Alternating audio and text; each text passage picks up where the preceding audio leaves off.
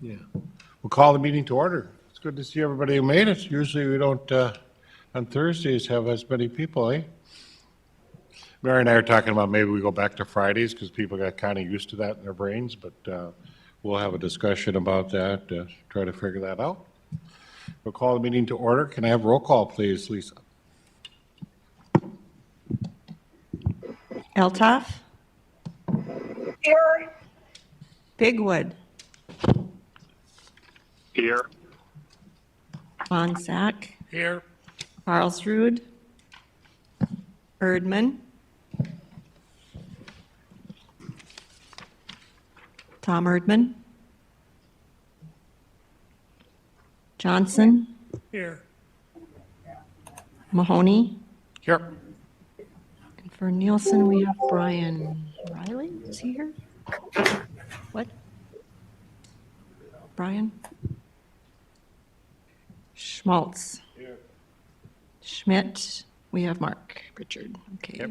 And Ian. Associate members, Dick Johnson. Lambrecht. And Siegert. Here, finally. We have a quorum. Thank you. Can I have a motion to approve the order of agenda? Also move. Is there a second? Second. Moved and seconded. All those in favor say aye. Aye. Motion carried. Is there a motion to approve the minutes of August 12th, 2022 meeting? Second. Second. All those in favor say aye. Aye. Motion carries. Bean, do you have any news from the west, east, or from the north? Unusual for you to be quiet each meeting. Technical report. Grasser and Kip Kovac, are you both going to give it, or? I believe. Does it work now? Good. So Al couldn't make it. I think Bruce Scrub could not make it. Jerry Blomke could not make it, so they volunteered me to You see that so record. reluctantly. You should say, I got volunteered. I'm top of the list. Good. So the technical advisory committee met yesterday. They did go over construction update. Paul Boersma from Black and Veatch did review several contractor claims from the Missouri River intake project. Kind of gave us an update on that. Kurt Ronnekamp from Black and Veatch also reviewed a memo, reallocation memo. We'll be covering that today. And then the technical advisory committee also reviewed and approved 3 task orders. One was for program management. The second one was for land services phase 2. And the third one was for pre-qualification process. And they wrapped up with kind of looking at the funding, program schedule, looked at the draft legislative request. So with that, we'll be covering all those in the upcoming items here too. Okay. So tab O, proposed scope allocation under existing task order. Do you want to take that first? Yes, let me grab that. So, gotta find my spot. So is Kurt, are you on? Yes. Okay. Kim, do you have the, is it loaded? Okay. So we have a couple slides to show you about the memo, and Kurt's gonna walk you through that.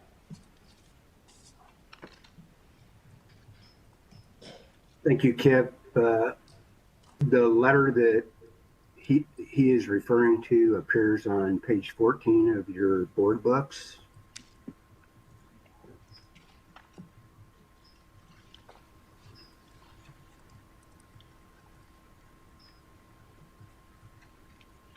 Slides are moving a little fast. Yeah,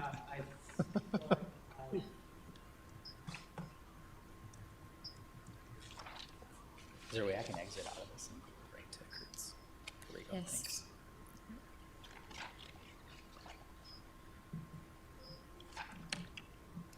And then if you go here, just Okay, now I'm caught up. Sorry about that. Okay, Kurt, I'm with you now.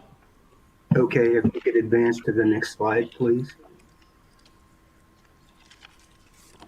In the letter, we have kind of three different areas that we talk about under this request for a reallocation. The first part that you see there at the top of the slide summarizes a couple of items of work, and this is really just informational purposes only. It has no impact to any contracting with Black and Beach, but we just did want to pass this along for your information. The two items there we have been able to incorporate into existing task orders without any adjustment to the contract price. And that has been accomplished through the coming in under budget on a few of the items, and then also by using some contingency funding that we held within the contract. So we've been able to address $135,000 worth of services without any adjustments. On the bottom of your screen, you'll see a list of 4 task orders where we have come in under budget. The first 3 concern bidding phase services. Those were completed below the contract's upper limit, and we've offered a credit back to the program in the amount shown there. And then the more significant credit that was offered up is under task order 2330, and this is the second design contract at the Missouri River intake. In discussions with the Bureau of Reclamation and also the Corps, we were able to simplify the structure that was in the river, and consequently that simplified our design, and the level of effort was significantly less to do that work. So we're able to provide a credit back to the program of $440,000. So the total fee credits that have been generated on those 4 task orders are $487,346. Next slide, please.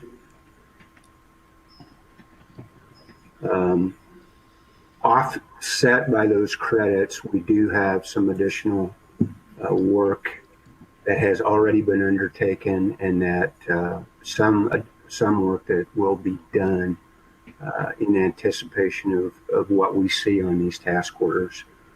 In particular, task order 2630, which is the construction phase services contract at the Missouri River intake. We're seeing some additional costs there, and probably the most significant is we have received 2 claims by the contractor for differing site conditions within the Missouri River. One had to do with them discovering boulders and excavating boulders, and that they are claiming impacted them putting sheet piles in the river. And then the second had to do with a variable mud line or riverbed elevation that impacted their design of their cofferdam. So those are 2 fairly complex and lengthy claims that we have evaluated, and are continuing discussions with the contractor on those. And then a couple of other things on that task order 2630. We are seeing a significant increase in the number of requests for information, requests for change from the contractor, and change orders. The amount budgeted were about 100% over the amount that we had anticipated receiving. And then finally, on that task order, we are anticipating that through these negotiations that the contract completion date will be extended from early in 2023 to this mid-year 2023. So we're extending the contract and providing resident inspection services during that time. And then on task order 1420, which is the operational planning task order phase 2, this work is being completed by 2 firms, and that is Wilson Water Group, who is our primary modeler out of the Denver metro area, and then also is being completed by Burriam and Associates. And you can see there we've listed out the additional efforts that will be or have been and will be undertaken in support of this operational planning work. The first kind of item on that is the significant state modeling runs and protocol and nuances that have come up as we've evaluated and supported the development of the project participation agreements. And then the other things that are at the bottom of the list there, Burriam and Associates supported, has been supporting Garrison Division in its discussions with regard to Washburn obtaining raw water from the river intake. And then finally, we do have to do an annual review of aquatic invasive species for our discharge permit. That work was included in the task order scope. And then next slide, please. And then lastly, where we're requesting some additional budget would be for task order 8410. This task order is being primarily completed by AE2S Nexus, assisting Mary with the financial planning in the biennium. And again, there has been significant support of the project participation agreements and working through those with Fargo, and then also providing consultation to Garrison Diversion on federal funding considerations relative to the Eastern North Dakota Alternative Water Supply Project. Next slide, please. And then this slide here shows the requested modifications and adjustments for those offset by those credits that we showed earlier. So on task order 2630, we're asking for an adjustment of $325,000. On task order 1420 on the operations planning phase 2, we're asking for $140,000, and then on the financial planning support task order 8410, we're asking for 85, and the total of the requested additions is 550,000. And with that, that concludes the discussion on the budget reallocation request. If anyone has any questions. Any questions, Commission? Thank you. Do you have an action item on that, Kip? Do we have to Yeah, do we this? would need your approval to reallocate those funds, like Kurt laid out. Do you have a motion?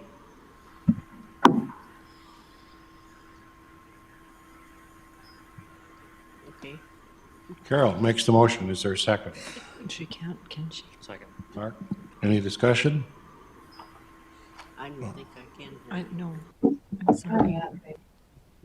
Associate member cannot. Put that out here and then like drop it. Okay, Jim, can you make the motion? I'll make a motion. Okay, Mark makes the motion then. Mark and Mark. Roll call vote, please. Peltoff, Reluctantly, yes. Bigwood,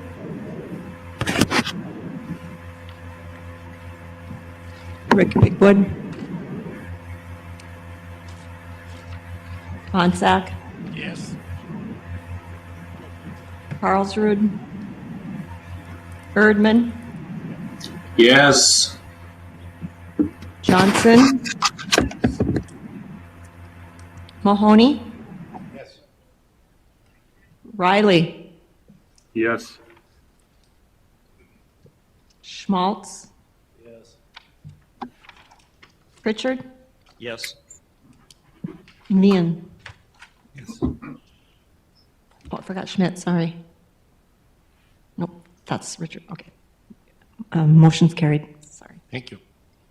Task order A is number 1430, Project Management Information System Procurement and Implementation Services. Yeah, in your board books, you have the task order under letter P. The very first page is a good summary of what this does. If you're new to program management information systems, as I am, what it is you are buying a computer software package that tracks all of construction activity. So when a contractor submits a submittal or a change order or a request for information, the contractor will email something into the system. The system is set up so that it knows who has to approve it. So it may be set up where the submittal goes to the engineer. That engineer has to sign off on it, and then it goes back to the system, and then the next person gets notified to sign off on it. So it tracks it with a flow diagram chart. It also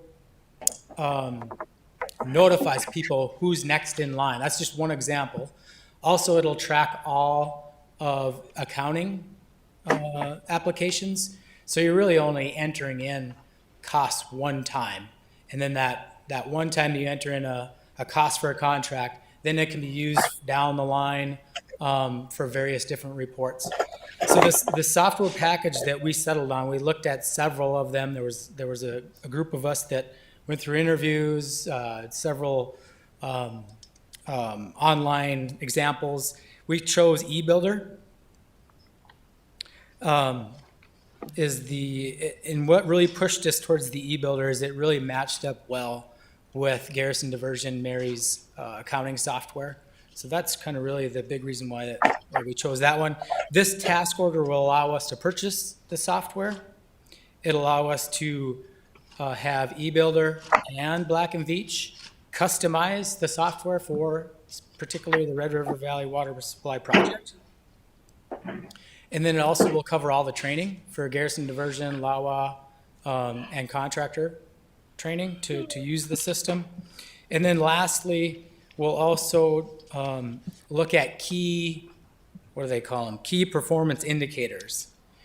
They call them KPIs. And basically, it's what is important to you to see on a website. If you go to a website and you want to see where all the contracts stand for Red River Valley Water Supply Project, you would go to this dashboard and you would see total to date costs spent, or maybe you're interested in a certain contract on the pipeline. You would see that kind of on a dashboard. And so this task order would allow us to do all those things.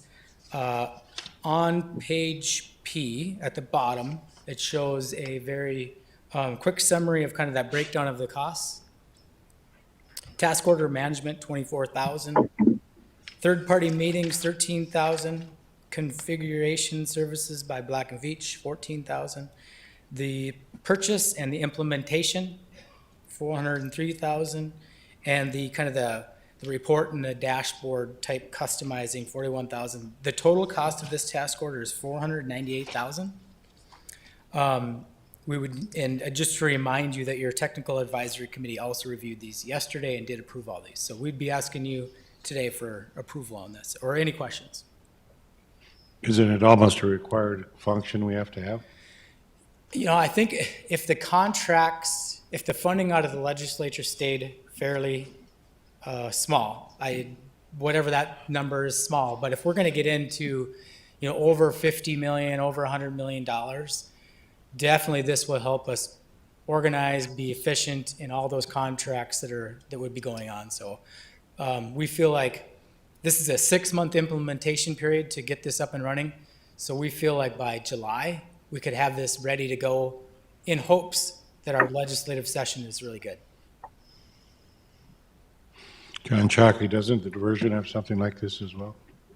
They do, okay. Any questions, Kip, on this one? Whose job does that replace, Kip? What's that? I said, whose job is getting replaced? I think it reduces a few people from Black and Veatch, Garrison Diversion. It kind of centralizes it. And, I think we're hanging on now, but I feel like it's a little bit of, I don't want to say chaos a little bit, but definitely a lot of spreadsheets track this stuff for us. And it's not very efficient how we're doing it, I don't feel like. I don't think it's replacing anybody. Mary, you want to say something? I just have one thing to add to this. So Kip had talked about, we looked at down to 2 systems, and both of the systems were really good systems. I think they do what everybody needs from every team. But the one that we chose will work with our accounting system, but we were in a hurry to try and get this task order together. But we need outside accounting help to get this set up. Our person who is our provider on our Dynamics is what we have. That person is going to also help work with this, but we weren't able to get his scope of work in there. It took us a while to make sure that we had somebody who could help us integrate it to our accounting system. So I told the Garrison Diversion Board this too, but there will be additional fees outside of this for the technical side on working with our accounting system. Black and Veatch is going to do and work and has set up before an engineering project like this, but the 2 projects that they've worked on, they never integrated them with an accounting system. And I think it's really important to have it with our accounting system because we have expenses that are outside of Black and Veatch's scope. So I just wanted to let you know there's also going to be an additional fee, nothing like this price, but for the accounting technical side to attach to this too. And you have enough money in the checkbook to pay for this? There's enough money in the checkbook. There's enough money in the budget. Just wanted to let you know there will be some additional fees coming forward with this too. Do I have a motion? This is Brian Riley. I'll make that motion. Is there a second? Second. Any further discussion? Roll call vote, please. Eltoff, Yes. Bigwood, Yes. Bonsack, Yes. Carlsrud, Erdman, Yes. Johnson, Mahoney, Yes. Riley, Yes. Schmaltz, Pritchard, Yes. Ian. Yes. Motion's carried. Thank you. Next item. N Land Services, Phase 2, NWAS East-West Transmission Pipeline. Yep, turn to tab Q in your books if you want to follow along. Again, your summary's on page Q for this one. Brought a map with you to help describe this. So you've already authorized us as a team to get all the right-of-way on the green line up in front of you. Can everybody see that? That was phase 1, was to acquire right-of-way on the green line.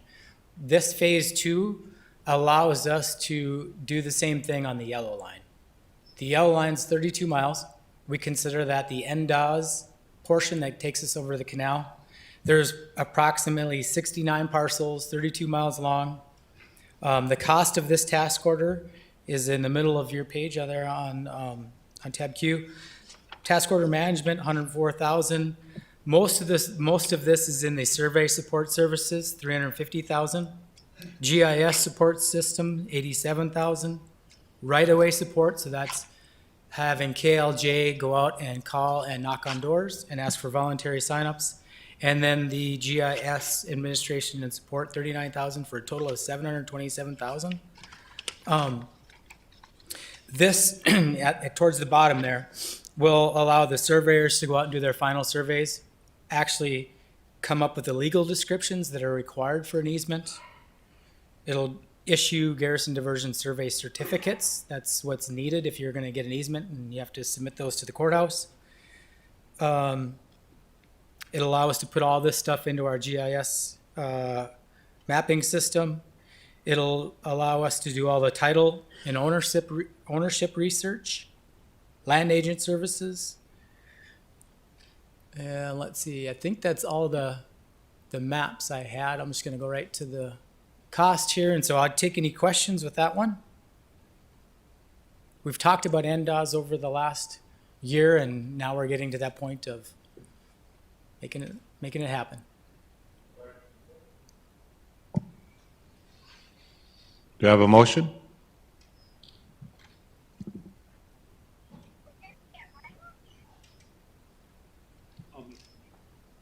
Ken, is there a second? Second. Bill, thank you. Any further discussion? Roll call vote, please. Eltoff, Yes. Bigwood, Yes. Bonsack, Carlsrud, Erdman, Yes. Johnson, Yes. Mahoney, Yes. Riley, Yes. Schmaltz, Yes. Schmidt, Yes. Ian. Motion's carried. I notice we have Mike Anderson in the audience, Water Commission. He's broke away from a busy harvest, so it's nice that you're here, but this implies we're getting serious about NWAS if we're going to start looking into it. I see Bernie Dardis there too, back from Bismarck. He's the governor all the time, but it's nice to see him back in his community. Item C, general contractor telling subcontract pre-qualification process development and implementation tab. Yep, so you can turn to tab R, the task order. Previous bidding efforts on this project, we've asked the general contractors to submit qualifications at the time of bid opening. That's what we've done. With a couple of those bid openings, because of timings, we open bids, then we bring them to Garrison Diversion, we bring them to Lake Agassiz, and there's usually a very short window to get approval, because those bid prices are only good for so many days, and we have to get 2 subcommittee and 2 board meetings approvals. And it just is a lot to take in to research all those qualifications. And like I said, previous bid openings, we did find that the low bidder wasn't qualified. What this task order is asking, what we'd like to do is have a pre-qualification process ahead of bid opening. So you would take 6 months, you would go out and try to get large contractors' attention, educate them on the project, go through all their qualifications ahead of time. And so in the end of that 6-month time period, you would have a pool of contractors that have already been through the qualification process. So then when it comes time to open bids, you know this pool is already pre-approved. You don't have to do the scrambling after you open bids.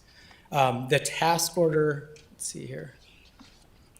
I should also mention that AGC, Association of General Contractors, has contacted Dwayne several times. We've worked with them over several times. They've noticed that a lot of subs or smaller subcontractors in the state aren't really aware of this project. So through this project, we think we could go out and do a big educational process in the state to get their attention, let them know when we're going to start bidding so that we get more bids and more subs. So there'd be a big educational process. Tammy did find out one item, maybe Tammy, you want to talk about. You know, we were kind of thinking originally that only the people that could bid are the ones that went through this process, but maybe over this last week you found something out. Yeah, we have a couple lawyers that do mostly construction law, and so I had them just look into this to make sure that we could do this process and how it would be viewed in North Dakota. And what their conclusion was is you can certainly pre-qualify people for the purposes of determining whether they're a responsible bidder. And in our case, you know, we've had a couple instances where we've really had to scrutinize that, whether the low bidder was actually the lowest responsible bidder. And so what we've kind of come up with is idea that they can be pre-qualified, because that would certainly help the engineers when they have that little window between the bid opening and the award. And it would be, they would give some certainty to the bidders, knowing they've been pre-qualified, so to the extent they do have the appropriate low bid, that they would be awarded the project. However, you probably couldn't prohibit anybody else from bidding. So it's not as if you have a closed circle and only those people can bid on it. And that might be a win-win in that, you know, while they know who they're bidding against, the group that's been pre-qualified, there's always the chance that somebody could come in a little lower if they already know that, you know, the group that's in the circle, maybe they know that they're pretty busy or aren't going to be able to bid or have had historically high bids recently or something, but it leaves the opportunity open that perhaps somebody would come in with a low bid, so maybe you'd get better bids that way. And then also if, you know, we had roughly, you know, if we were under $50 million in total for a biennium, I don't know that we necessarily need this. But on the other hand, you know, Mary's group on the slide you'll see coming up is, you know, asking for a total of $339 million. That's probably 3 or 4 pipeline packages. And so having this pool already set aside of approved contractors would be very helpful ahead of that process. So that's why we're bringing this to you today. Black & Veatch would help us, you know, guide us through this process. And the costs I have here on the next slide of this task order, $158,000, and this would be about a 6-month process, 4 to 5 months process. That's still your land services one. Oh, I have the wrong heading. It's the right task order, sorry. So we need an action item on the right task order with the right heading, but it's still the same. Yes, yep, sorry Would about this that. oftentimes allow maybe local contractors be part of our project? You know, that more was, we've heard that from kind of that mid-level contractor in the region, that they're not qualified to bid on it because our qualifications right now, you have to be, you know, you have to have like 10,000 feet of 48-inch. Well, not a lot of contractors put in that big a pipe. And so maybe through this process, we're able to dig deeper into their firm and maybe get one of those mid-level tier contractors approved. Would be a possibility. Okay. Do we have a motion? Motion Schmidt. Is there a second? I'll second it. Okay, Mark? Any discussion? If they're approved on this project, Kip, or on this bidding, is that kind of for the whole lifetime of the project, or is it for a year? For the pre-qualification process, yeah, a good question. I forgot to, yeah, they asked that yesterday too during the technical advisory committee. We would think this would be good for a biennium. So for 2 years, and then maybe you would allow those people that were already approved to stay in that pool, but then any additional, you would take a look at any additional new contractors that would want to enter that pool, redo it. But probably a 2-year time frame that process would be good for. Roll call vote? Eltoff, Yes. Bigwood, Yes. Monsack, Yes. Karlsruhe, Erdman, Yes. Johnson, Yes. Mahoney, Aye. Riley, Yes. Schmaltz, Yes. Schmidt, Yes. and Vien. Motion's carried. Good. Now, Kip, you're on podium quite a bit now today, aren't you? Yeah. Yeah, okay, well, we're going to tell us a construction update, because I Yeah, think you got just some pictures that went through Brought quickly. some great pictures for you. I think everybody likes pictures. You can kind of tell what's going on. The pictures here to start with are the Missouri River Intake Contract 2. What you're seeing in front of you is the cofferdam. This is the structure that will hold the screens. So what you have is a temporary bridge to allow the contractor to do a lot of work. This is a sheet pile structure, basically a temporary structure that makes an island kind of out in the river. And in the background, you can see a crane. Over here is a wet well, which is the 65-foot hole in the ground, concrete hole in the ground. As we've mentioned last time, we were successful in the 1,600-foot tunnel boring operation. The machine coming through the cofferdam was an exciting day. Try to get to some new photos here for you. So now this is out in the river inside that cofferdam structure. This is the 90-degree elbow underneath the Missouri River. You can see it's pretty dry. On top of that 90-degree elbow is a Y.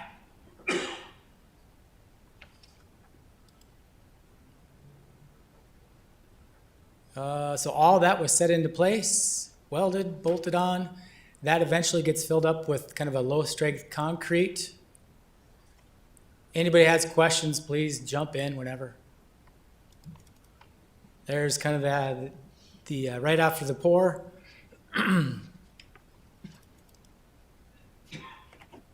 The contractor installing rebar for the final layer. On top of the Y, you can see two more short spools of pipe were added on. This is to get it above the Missouri River, above the mud line or above the riverbed. There's their surveyor out there grabbing some GPS coordinates of the top of the pipe. So that's how it'll stand. Call that a blind flange. So we're not going to put the screens on this until it's needed. So this is how it will be. Currently today, they're actually taking down all these sheet piles. So the diver jumps in, torches on the bottom, the crane grabs two of these at a time and hauls them away. I think we have a photo of that.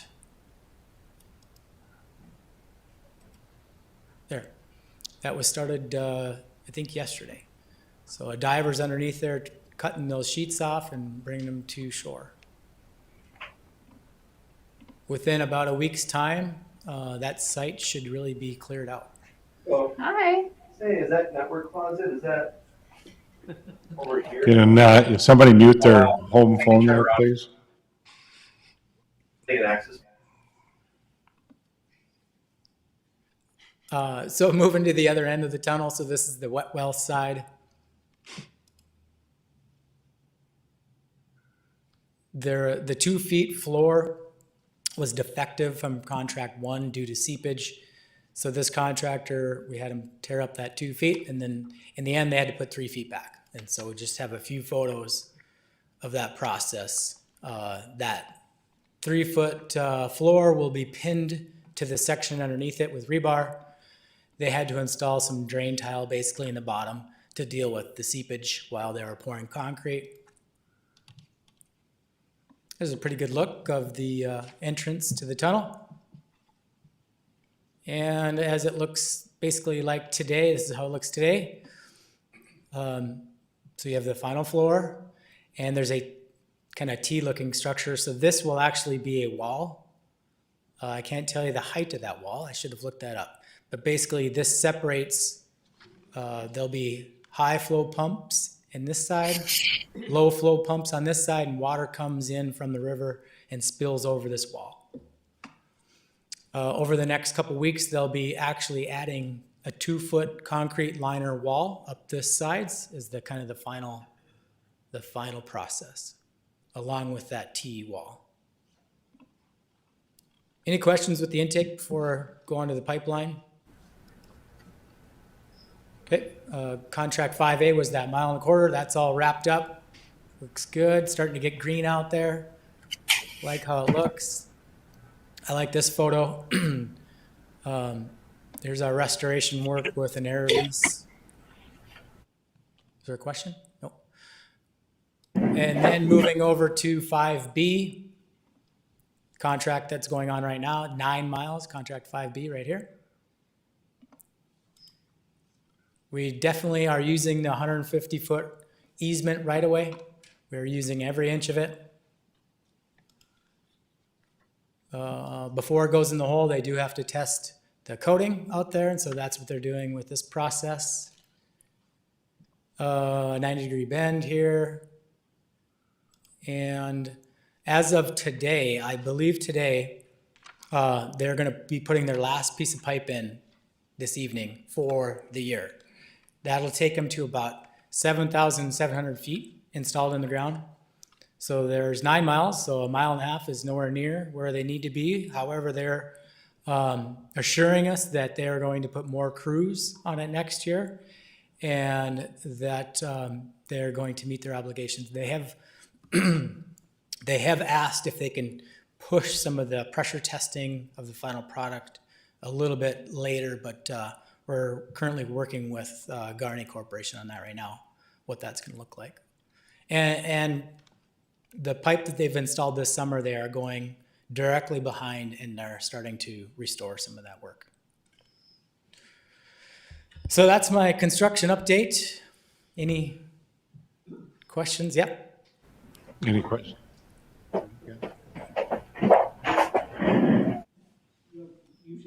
Turn your mic on, Ken.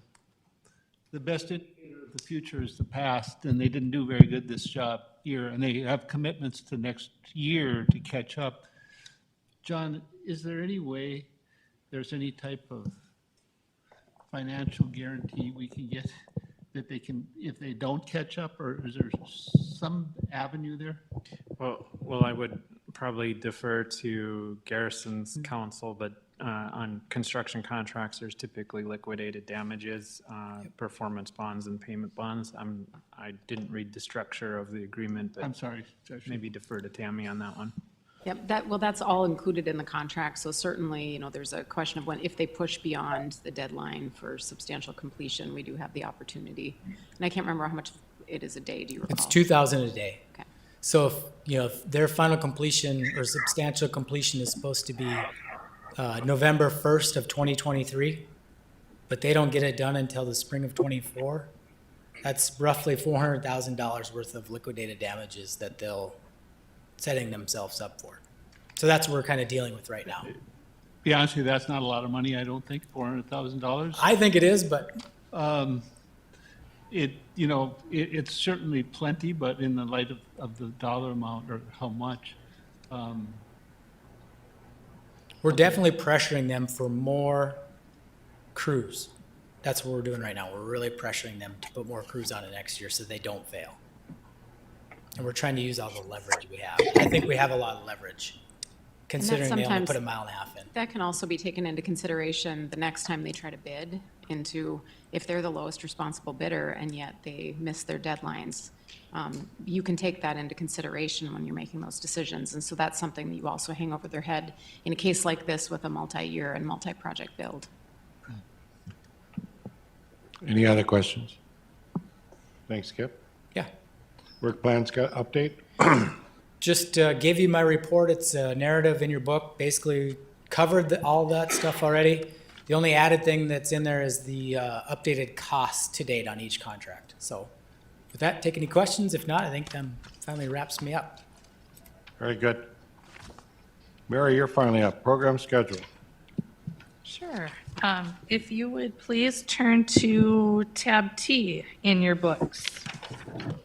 Kip kind of already talked about all of the contracts, but with the wet well, you saw that they're, kind of finishing up with the wet well and doing the pours.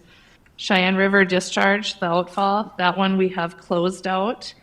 The screens and tunnel structure, Kip had showed those pictures. They're supposed to be completed by February of 23. I know that they have asked for some extensions. So I think that those are within talks right now. Contract 5A, sorry, I skipped over that one. That is one is pretty much completed. 5B, Kip already talked about. Currently, the contract shows that they should be done by the end of December of 23.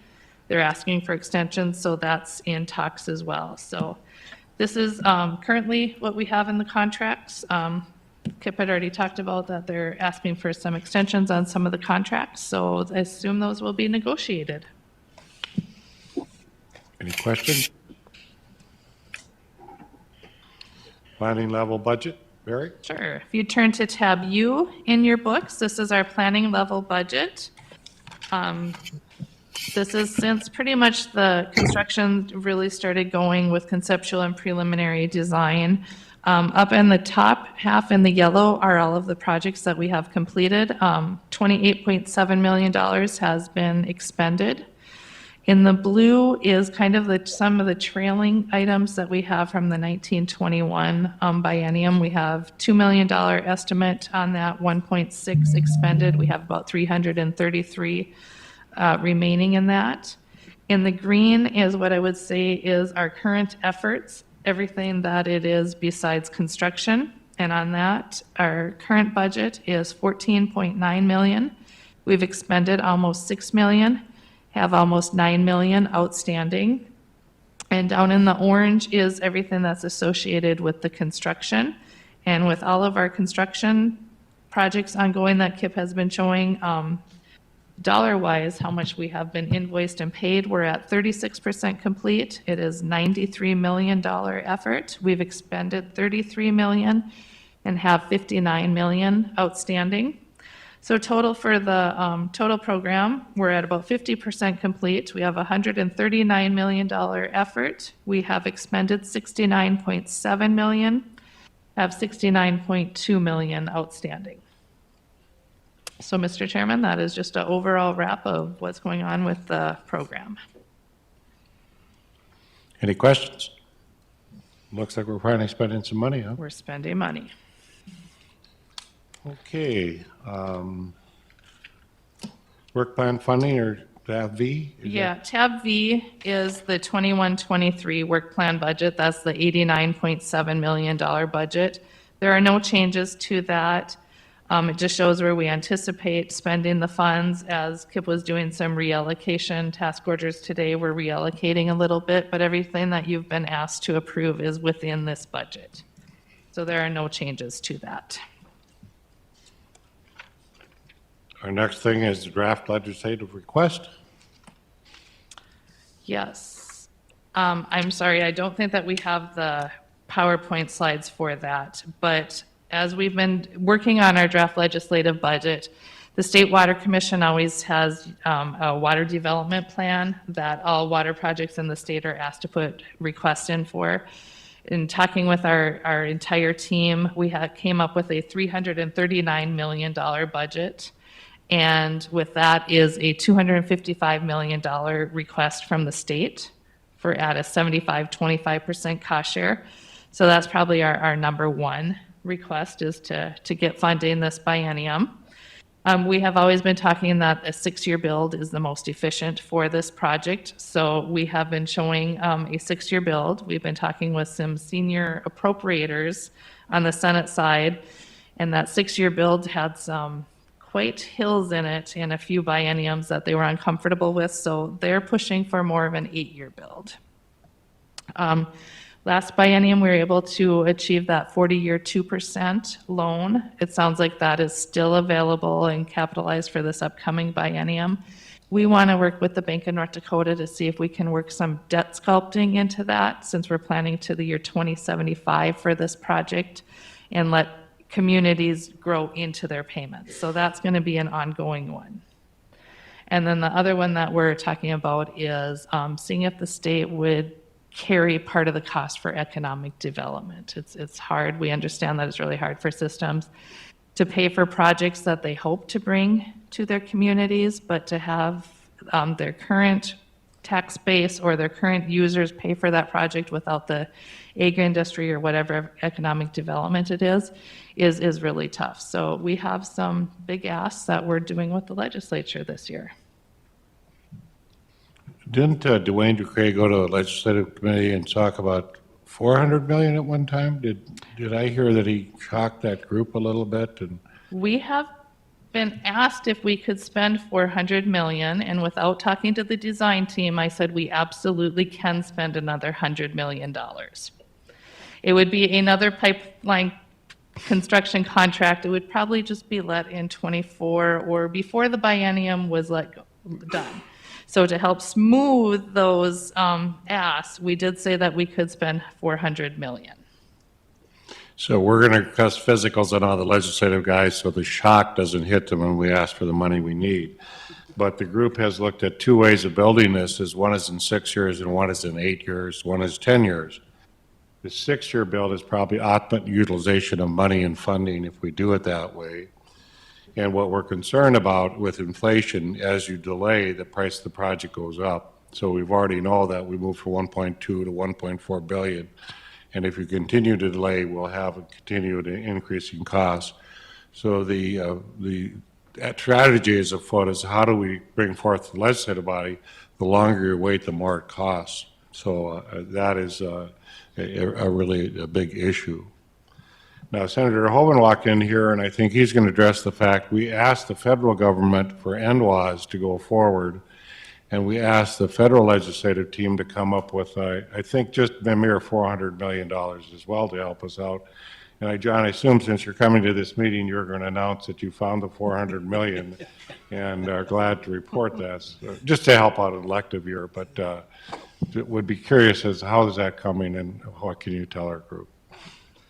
I thought it was amazing that the number, the 437 million, is precisely the same number that we just got for the Red River Valley Flood Protection Project. Of the 750 million that we had to get, we got an additional 437 million just recently here in the last year. So no sooner had we got that funding than I happened to have a meeting with Mayor Mahoney, and he suggested that our bogey on the new project is 437. So I don't know if that's coincidental, if you or how it worked out that way.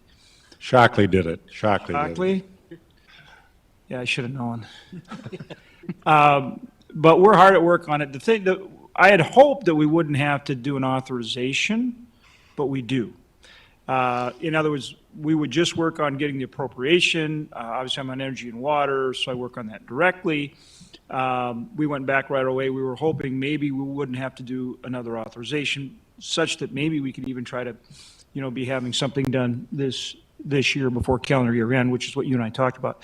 But we are going to have to go back and authorize. So we'll have to go back through the WRDA process and actually authorize it and then appropriate to it, which we'll do.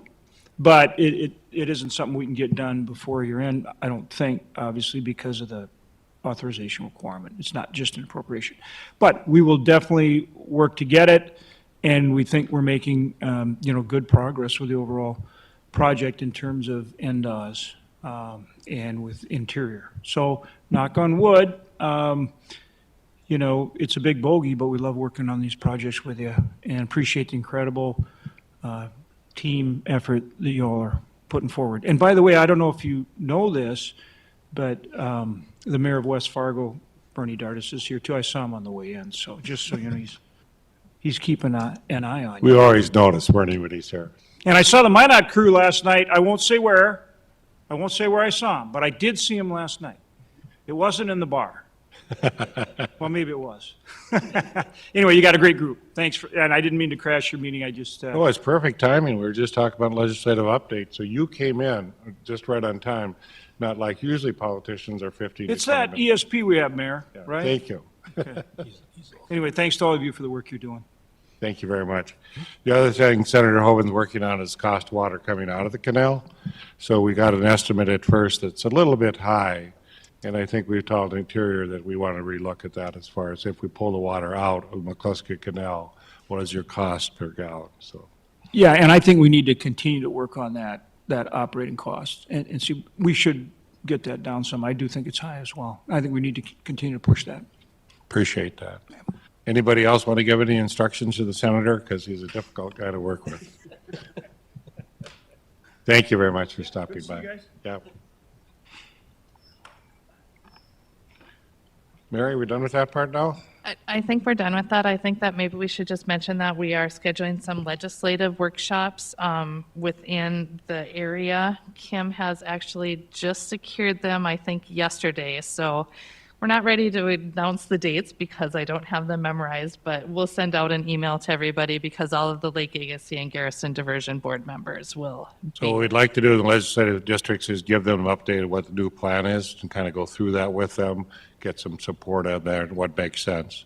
And again, inflation is our biggest enemy right now, so I think they have to understand the longer you take this project, it's just going to cost more money. We have a lawsuit that we're getting into, and Tammy Norgard is excited, getting her voice ready to have some oral arguments. Tammy, how's it going? That's the big announcement. We actually have oral arguments scheduled before the 8th Circuit Court of Appeals on the Central North Dakota project. It's scheduled for November 16th. And as you recall, this is a case where Missouri sued the federal government, Bureau of Reclamation, and they sued Garrison Diversion.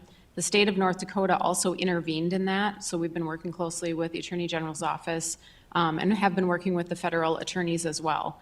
And so this case is going to be on appeal. We did win in the district court, so we are, and then Missouri appealed that decision. I feel like we have a very defensible position, and so we have a very short argument on the 16th, but hopefully we'll get a decision coming up soon. Any questions? Mr. Chairman, I do. Tammy, are we going to have any representation down there at that hearing on the 16th? Yes. Yep. Bennett Johnson is one of my associates at Vogel, and he did all the research, did the briefing, knows the administrative record inside and out. And so we probably will talk to the federal government attorneys as to how they want to split the argument. It's not that much time. The state, Jen Berliger, has already told us they're waiving oral argument. They're not going to take any of the time. So we just probably want maybe 2 minutes because the federal arguments are the most important arguments for success. But we just want to have a little bit at the end, in part because the federal attorneys are the appeal attorneys, and so they weren't really involved in the underlying case. And since Bennett knows the record inside and out, we want to make sure that we're there to answer any questions that come up from any of the justices on the panel. And then, Mr. Chairman, Tammy, would it help if any of the staff, like Dwayne or Mary or somebody, be with down there, or would it not? Not really. I mean, they certainly are welcome to come to the argument at any time, but in that kind of a court proceeding, whether you have people sitting with you, it is less persuasive, I'll say. But they're certainly welcome. Well, but maybe Al could go there and witness you're doing a great job, then didn't tell us a report. Right. Thank you. Agreed upon procedures. Cindy Hewitt, I think you're online. Yeah, so if you go to tab W, it kind of discusses the agreed upon procedures. So every 2 years we do agreed upon procedures versus doing a full-blown audit, basically just due to the limited activity that we have on the LAWA side. But we also want transparency between LAWA and Garrison, since a lot of times LAWA is paying Garrison back. So I work with the Fargo and the Grand Forks finance directors to come up with some items that we feel it would be appropriate to review. So there were 7 different items that we reviewed. They reviewed the bank statements to make sure that they agree to the financial statements. We reviewed the dues billings to make sure that the receipts that we're getting match the dues billings. Step 3, on the cost share that Fargo and Grand Forks are paying, they made sure that those bills were appropriate and that the money received was correct. They look to make sure that the approvals and the signatures are proper, like the people that are authorized or signing for the checks. They reviewed that the financial reports that we are giving to you match the financial reports out of the accounting system. They reviewed that we have appropriate internal controls over cash disbursements and cash receipts. And so they found no exceptions, and they felt like everything was being done appropriately. But the whole letter is there for you to review. And I entertain if anyone has any additional questions. Does anybody have any additional questions? Yeah, it's really good to see the reports of the findings, no recommendations or improvements, so we appreciate that. Mary, do we have to vote on this, to agree upon this? Sorry, Can it I would have be a good for motion? you to approve it. Also move. Is there a second? Second. Any discussion? Roll call vote, please. Eltoff, Yes. Bigwood, Yes. Bonsack, Yes. Carlsrud, Erdman, Yes. Johnson, Yes. Mahoney, Aye. Riley, Yes. Schmaltz, Schmidt, Yes. Meehan. Motion's carried. Very good. We're on budget analysis statement. Mary, again, tab Y, or Yes. X, I guess, excuse me. So actually, I think tab X on mine. If you would turn to tab X, this is the 2022 budget analysis for Lake Agassiz. So you approved a 22 income budget total of 1.5 million. We've actually received 727,000, so a balance remaining of 806,000. The expense budget approved was 1.6 million. Have actual expenses of $801,000, remaining expenses of $828,000. So for the year, Lake Agassiz started the year in January 1st with $576,000 in the bank. We've received $727,000, making available $1.3 million. And total expenses of $801,000 leaves an ending bank balance of September 30th of $502,681. And I sure would answer any questions if there are any. So we need a motion to approve tab X and tab Y, basically? Yes, please. Do I have a motion? So moved. There's a second. I'll second that. Very good. Any discussion on it? Roll call vote, please. Eltoff, Yes. Bigwood, Yes. Bonsack, Yes. Karlsruhe, Erdman, Yes. Johnson, Yes. Mahoney, Aye. Riley, Yes. Schmaltz, Schmidt, Yes. and Vian. Motion's carried. We have a summary of membership dues paid. Mary, any comments onto that, or? Nope, that is just in there for the board's information. We're getting really close to getting ready for those 2023 dues. Very good. I don't know that, Dwayne, do we have any unfinished business? Mathematics or anything, or no, okay. Question on the Carol. user. Why is not Arthur part of this? That's where the governor's from too. Carol, I think I should give that dues letter to you and you get to go deliver it to them. Pardon me? I said, maybe we should give the dues letter to you and you can go deliver it to Arthur. Okay. I can do that. Carol, do you need a bodyguard when you go into that meeting? No, I'm tough enough. Steve is in his place here now. User outreach meetings. Steve, how's it going? Good, Mr. Chairman, thank you. Members of the committee, maybe you have the cart before the horse because I see the next agenda item has to do with the project participation agreement with Tammy and John. And much of the user outreach and operational planning efforts that we've been doing recently are related inextricably to the PPA. But we have done some things with both your largest users and your prospective users. On the largest user side, Fargo did have an election and had some turnover with their city commissioners. And so we worked with what would be a part-time assistant city administrator, Bruce Grubb, to give a presentation to new Commissioner Kolpak on the project so that she would be up to speed. And then just this week, Mary and A2S Nexus met with the new finance director for the city of Fargo to also bring her up to speed as we approach trying to sign a PPA for the project. On the Grand Forks side, they have a lot of moving parts with water supply in the community and some really big needs that they're facing. And there were some questions that were recently asked. So on October 10th, a group from Garrison Diversion went up and gave a pretty broad presentation at the request of City Administrator Todd Phelan, and I think that was pretty well received by the city. So we're doing our best to keep the two biggest users well informed on the project. On the prospective side, we talk a little bit about the city of Washburn. Washburn is a small community right on the Missouri River where our intake is. They are considering building their own intake, and we approached them historically about the potential of connecting to our project.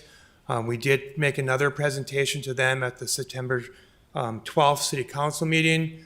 They in turn made a request for their own intake at a pre-meeting with the North Dakota State Water Commission on September 15th, and then the official meeting on October 13th.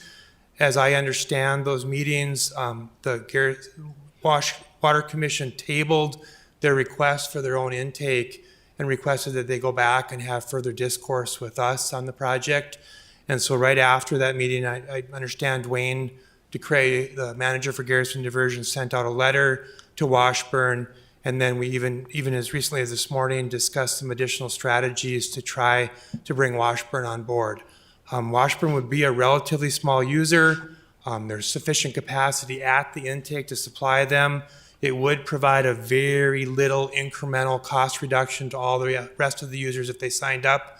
But I think the big benefit that we realize is, A, it just plain makes sense. It's way more cost effective for us to serve them and at a much lower risk than if they do it themselves. And then secondly, because we have that intake out there and we've faced some scrutiny on when it's going to get put into service, some people have likened this to planting a flag on the moon. If we could get Washburn hooked up, we'd have that, major point that we could celebrate in terms of having our first user and using that asset that some people are rolling their eyes at. So we're working really hard on that, and we'll continue to work hard to try to get Washburn signed up. On a related note, we did have a meeting, and Mary and Sean have a planned meeting coming up with Rainbow Energy. Rainbow Energy is the group that ended up buying Great River Energy's assets, Coal Creek Station, but in the Underwood Washburn area, the largest coal-fired plant in North Dakota. They have their own intake and pipeline on the Missouri River, and it's capable of meeting their needs and actually the ethanol plant adjacent to Washburn. But they are looking into carbon capture. And if they go into carbon capture, they would need as much as 14.4 million gallons per day of water, or 23 CFS of water, which would put them somewhere as potentially our second largest user or third largest user on the project. What they were thinking about doing was rehabbing their intake, which is always scary in the Missouri River, and then building a redundant pipeline to their plant. Our intake is a little bit further away, but we have our intake in the ground and have sufficient capacity to serve them. So we definitely piqued the interest of their CEO and some of the other leadership that were there, and they're definitely going to at least consider us as a water supply alternative moving forward. The last prospective user we have is Moorhead. There hasn't been as many tangible things going on there, but we've been working pretty closely with the city of Fargo. It appears like, due to maybe a little bit of a excess capacity that Fargo nominated for on their domestic side, that there may be a way to shoehorn Moorhead into the existing project without causing any additional cost impacts. And so we're looking very closely at that, and we'll continue to do that moving forward. Lastly, you're going to hear from Tammy and John next on the PPA. The next step on the PPA is to roll that out to the rest of the users, and so I anticipate at the next meeting that we'll have a very active update for you in terms of user engagement on the project participation agreement. I'd be glad to answer any questions. Any questions? Andrea Travnik is planning to go with Mary too to the meeting. Man on the moon, that's kind of a different analogy. Can we dumb it down a little bit? I mean, you didn't like that one? Well, that was a big task. And getting Washburn to Sorry. take the water seems a Okay, little. I'll tone it down next time. Yeah. My apologies, We'll Mr. work on Chairman. it. Anything else? Thank you. John Shockley and Tammy Norgard, are we getting there on this PP? Yeah, thank you, Mayor, and members of the committee. So a couple updates. We are meeting with Grand Forks and trying to set up some approvals at the end of November, beginning of December. As Steve had alluded to, we just received kind of the final exhibits, which are probably some of the most important aspects of the PPA. I'm going to go over those with Fargo and Grand Forks. Haven't really received a lot of comments on the PPA from either Grand Forks or Fargo, but try to round those up. And then I think as we introduce it out to the other users, we may get some comments back. Very good. I'm hoping that the next meeting we can report back that we have some approvals of the draft agreement and maybe just do a board introduction to go back over all the terms and conditions of the PPA. Not all of them, just the high level ones. Just the high level. It's just a high level. You do great detail. I wouldn't want to have the whole detail, but Tammy, you want to comment? No, too? I would just say that if there's anybody that wants to get a copy of everything to start working on it with your systems, like I've been working with John on this for a year. We also sent it to the Fargo and Grand Forks attorneys in July. And beyond that, I don't know that it's been distributed too widely, but I just wanted to point that out because it's going to take a while for these systems to look at it. And if you have separate counsel, they'll want to spend some time with it. It's a pretty dense document with a lot of very detailed exhibits. And so if anybody wants a copy, let John or I know, and we can get it out to you. Convene. Tammy, are all the exhibits now, right, I mean, pretty much complete? They're complete, yep. Good. It's like a project going to Mars then, John, or what is it?